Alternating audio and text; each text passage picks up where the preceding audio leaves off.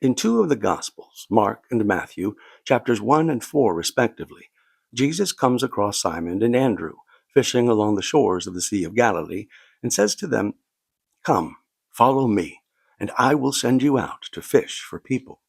In some translations, he says, "I will make you fishers of men." When I was young, I never really resonated with those words.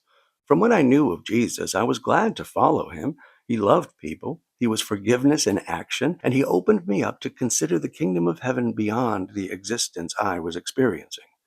But growing up in the Baptist church, I never felt the compulsion of fishing for men through evangelism. I did it because saving souls is sort of a coming of age event for young evangelical Christians. But in hindsight, I think I felt uncomfortable because I could only lead people to Jesus through the perspective of Paul. But 2,000 years later, these words have become the building blocks for what would become the most popular religion of all time. It's rather fascinating that Jesus called his followers to be fishers of men during what astrologers refer to as the Age of Pisces, symbolized by the fish. Astrological ages refer to the 2,160-year cycle represented by the 12 symbols of the zodiac. Just as the various stages are recognized throughout the year as the stars change placement in the sky, so do the placements of the celestial bodies offer patterns through the millennia. For instance, the Age of Taurus, representing material abundance and earthly fertility, saw the flourishing of early human civilizations from 4300 BC through 2150 BC. The Age of Aries, ruled by Mars, the god of war, saw a lot of what happened as the Israelites moved into Canaan and killed everyone as they ushered in the early Iron Age. Around this time, they were also slaughtering lots of rams, the symbol of Aries, as well as lambs, cows, and other critters as the sacrifice to satiate Jehovah's need for the blood of innocent animals through senseless violence. For the last 2,000 years or so, the Age of Pisces has been about hierarchy, authority, and control, as we have seen through the rise of monotheism and the spread of the Roman Catholic Church and its subsidiaries. Nevertheless, there is also a theme of empathy and self-sacrifice during this age, made apparent by the story of Christ, who called for this fishing expedition in the first place.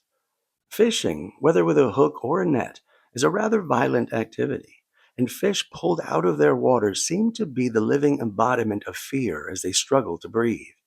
Reaching the end of this age, it seems that many are spiritually struggling to breathe, and we are ready to return to the water in which we were meant to live.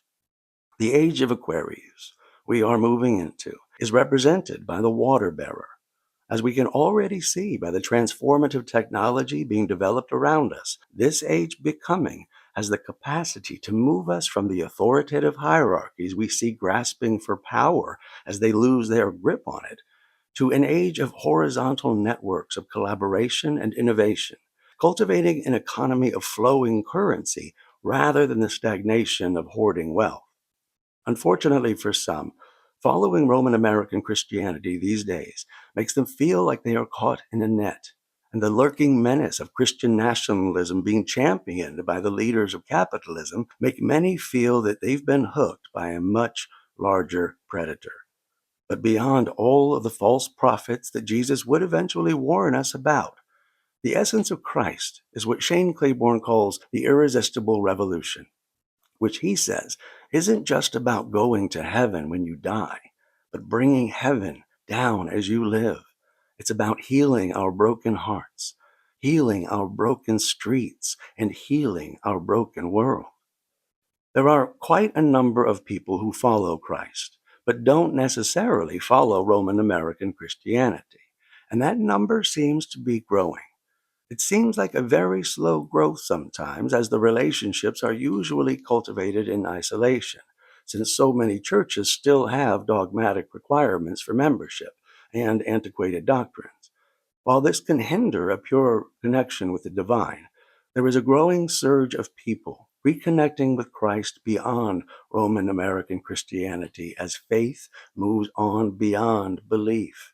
So if you're one of those people who resonates with Jesus, but doesn't feel inclined to incorporate Iron Age theology into your daily spiritual practice, to quote my greatest teacher, "Come, follow me, and I will share more about the stuff Jesus said."